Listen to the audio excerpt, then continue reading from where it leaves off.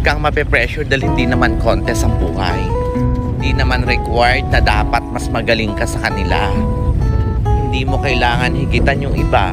Hindi mo rin sila kailangan sabawan. Focus ka lang sa buhay mo dahil hindi mo naman kalaban lahat ng tao. Ang kalaban mo ay ang sarili mo. Kaya kailangan higitan mo yung mga nagawa mo noon. Mas mag-i-improve ka kung gagawin mo yan. Kaya kumalma ka lang. Relax lang.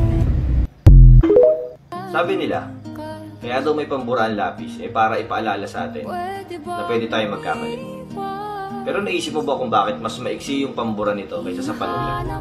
Ibig sabihin ba noon pag naubos na yung pambura, bawal ka na magkamali? Siyempre hindi.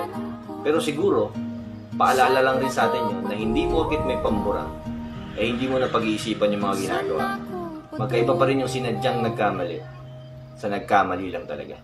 Dahan-dahan nating simulan muli ang paghak.